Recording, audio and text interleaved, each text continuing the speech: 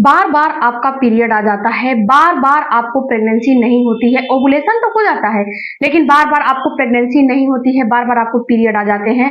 तो किस रीजन की वजह से आपका प्रेगनेंसी नहीं हो रहा है, बार बार आपको पीरियड आ जा रहे हैं। हेलो फैमिली, आपका हमारे चैनल में बहुत बहुत स्वागत है। फ्रेंड्स, अगर चैनल पे नए हो तो चैनल को जरूर सब्सक्राइब कीजिएगा। और आप लोगों के रिक्वेस्ट पे मेरा एक और चैनल है गोल्डन लाइट, जिसपे मैं प्रेगनेंसी से रिलेटेड सारे वीडियो अपलोड करती हूँ। तो वहां पे जो भी मेरे वीडियोस को देख के प्रेग्नेंट हो जा रही हैं, माँ बनने वाली हैं, उनसे मेरा अनुरोध है और सारे मेरे इंस्टाग्राम यूट्यूब फैमिली से अनुरोध है कि मेरे गोल्डन लाइट चैनल को प्लीज सब्सक्राइब करें। और वहां पे जो भी आपको चाहिए, जो भी आपको वीडियोस चाहिए, वहां पे इसी जो है चैनल की तरह वहां पे भी प्यार करिए और आपको वहां पे हर वीडियो अवेलेबल मिलेगा, हर वीडियो मिलेगा, जिस टॉपिक पे आपको वीडियो चाहिए वहां पे मिलेगा। तो वीडियो को जरूर देखिएगा और चैनल को जरूर सब्सक्राइब कीजिएगा। मेरा दूसरा चैनल है my golden light pregnancy tips, वहां पे आप जाके जरूर देखिएगा। वहां से प्रेगनेंसी से रिलेटेड वीडियो अपलोड होते हैं।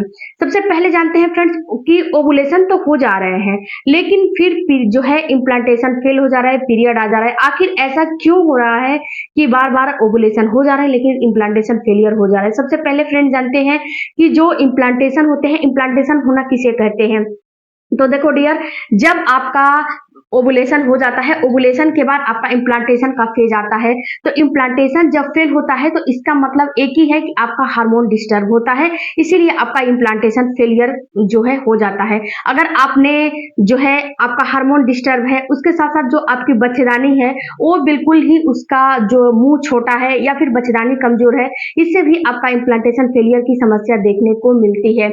इसके साथ साथ अगर आपका आप जो है स्ट्रेस लेवल बहुत ज्यादा ले रहे हो तो भी आपका इम्प्लांटेशन फेलियर देखने को मिलता है। इम्प्लांटेशन कितनी महिलाओं को फेल हो जाता है।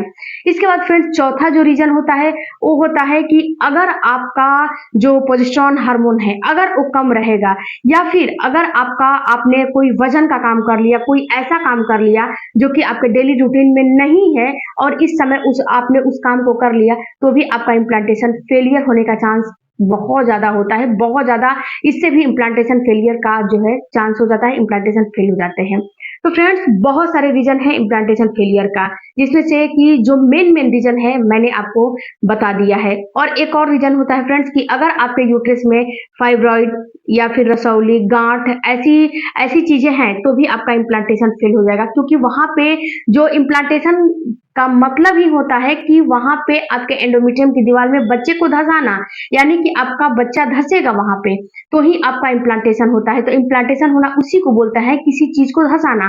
तो आपके यूट्रस में आपके जो छोटे सा जैगोट है उसको धंसाया जाता है, तो वहां पे किसी रीजन की वजह से वो जो धंसता नहीं है और धंस भी जाता है तो किसी भी रीजन की वजह से वो जो है निकल जाता है। जैसे कि आपका हार्मोन डिस्टर्ब होगा तो वो निकल जाएगा, या फिर आपके अंदर फाइब्रॉइड, रसौली, गांठें होंगी तो भी वो निकल जाएगा, या फिर बहुत सारी चीजें होती है जिससे कि आपका जो है वो निकल जाएगा। अगर आप उसमें से मेन एक जो है रीजन है कि अगर आप स्ट्रेस लोगे, स्ट्रेस लेवल आपका हाई रहेगा, तब तो आपका इम्प्लांटेशन फेलियर होना तय है। आपका इम्प्लांटेशन 100% फेल होगा ही होगा। इसके लिए आप कुछ भी कर लो, लेकिन स्ट्रेस अगर आपका ठीक नहीं रहेगा, स्ट्रेस लेवल अगर आप लोगे तो यहाँ पे प्रोजेस्टेरोन हार्मोन कम बनेंगे। प्रोजेस्टेरोन हार्मोन कम बनने की वजह से आपका जो इम्प्लांटेशन है वो फेल हो जाएगा। उसके बाद फ्रेंड्स ये तो हो गया कि इम्प्लांटेशन फेल क्यों हो रहा है। इसके बाद फ्रेंड्स अब जानते हैं कि जब आपका बार बार इम्प्लांटेशन फेल हो रहा है तो आप इसके लिए क्या करो। देखो डियर, जब आपका बार बार इम्प्लांटेशन फेल हो रहा है तो सबसे पहला काम करना है कि अपने स्ट्रेस को कम करने हैं। सबसे पहला आपको काम करना है कि अपने स्ट्रेस को कम करने हैं। अगर आप स्ट्रेस लेवल अगर आपका हाई रहेगा तो आपका इम्प्लांटेशन 100% फेल होगा। दूसरा आपको काम करने हैं कि अपने हार्मोन के प्रोफाइल को चेक कराने हैं। आप डॉक्टर के पास जाओ, वहां पे जो है एक चेकअप होता है, जो ब्लड टेस्ट होता है, उसमें सारा ब्लड टेस्ट करके और डॉक्टर आपको बता देगा कि कौन सा हार्मोन कमी की वजह से आपको इम्प्लांटेशन फेल हो रहा है। वैसे तो प्रोजेस्टेरोन हार्मोन कम होने की वजह से ही इम्प्लांटेशन फेल होता है। बहुत ज्यादा देखने को मिल रहा है कि प्रोजेस्टेरोन हार्मोन कम हो गया। प्रोजेस्टेरोन हार्मोन कम होने की वजह बहुत सारे होते हैं, जैसे कि आपने हेयर वॉश कर लिया, या फिर आप स्ट्रेस टेंशन तनाव में हो गए, या फिर अगर आपका डाइट अच्छा नहीं है, या फिर अगर उस समय आपने कोई भी ऐसा काम कर दिया जिससे कि आपके ऊपर बहुत ज्यादा जो है प्रेशर पड़ गया, बहुत ज़्यादा वजन का काम कर लिया, तो भी आपका इम्प्लांटेशन फेल होता है। ये भी एक जो है होता है। तो सबसे पहले आप अपने हार्मोन का प्रोफाइल को चेक कराओ। जब हार्मोन प्रोफाइल चेक कराओगे तो वहाँ पे आपको समझ में आएंगे कि कौन से हार्मोन जो है कम है, कौन से हार्मोन ठीक है, बढ़े हैं। तो ये चेक कराओ। अगर आपका इम्प्लांटेशन आपके यूट्रस की वजह से फेल हो रहे हैं, यानी कि बच्चेदानी की वजह से फेल हो रहे हैं, बच्चेदानी का जो मुंह है वो छोटा है, या फिर उसकी झिल्ली कमजोर है, या फिर एंडोमेट्रियम की दीवार कमजोर है, थिन है, नहीं बन रही है, तो उसके लिए अपने डाइट को चेंज करो। एंडोमेट्रियम की दीवार को कैसे बढ़ाया जाता है, मेरे चैनल पे वीडियो अपलोड है, उस वीडियो को देखिएगा तो आपको समझ में आएंगे। तो आप इस तरह से अपने बच्चेदानी को भी ठीक कर सकते हो, क्योंकि जो बच्चेदानी कमजोर होती है उसमें प्रेगनेंसी नहीं होती है। कमजोर बच्चेदानी में प्रेगनेंसी वहां पे 9 मंथ नहीं स्टे करेगी, वो बिल्कुल ही आपका इम्प्लांटेशन फेल होगा। अगर इम्प्लांटेशन सक्सेस हो जाता है तो 1 से 2 महीने का जब बेबी हो जाएगा, बड़ा हो जाएगा, तो ऑटोमेटिक जो है बच्चेदानी का मुंह खुल जाएगा और आपका बेबी खराब हो जाएगा। तो आप जो है, अगर आपके यूट्रस की वजह से आपका इम्प्लांटेशन फेल हो रहा है, तो एक बार एक जो है सोनोग्राफी होती है, उसमें अगर आप चेक कराओगे तो उसमें डॉक्टर आपको बता देगा कि आपका यूट्रस कितना है, कितनी एंडोमेट्रियम की दीवार कितनी मोटी है, पतली है, नहीं बन रही है, जो भी आपके अंदर कमियां रहेंगी डॉक्टर वहां पे बता देगा। चौथा कि अगर आपका डाइट लेवल सही नहीं रहेगा, अपने डाइट को सही करें। अपने डाइट को सही करने के लिए क्या करें कि बैलेंस डाइट का इस्तेमाल करें। बाहर के तला भुना तीखा मिर्चीदार खाने को बिल्कुल बंद कर दें।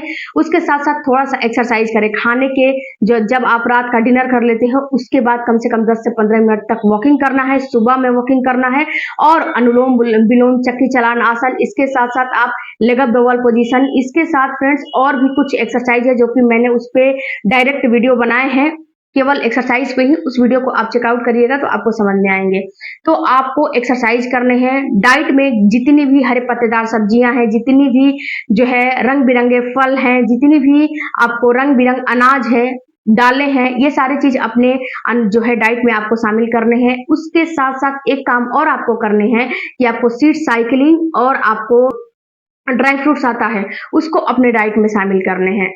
तो इससे क्या होता है कि आपके अंदर जो हार्मोन, सीड साइकिलिंग करोगे तो जो हार्मोन बढ़ने वाला रहेगा उसको बढ़ाएगा, जो हार्मोन घटने वाला रहेगा उसको घटाएगा।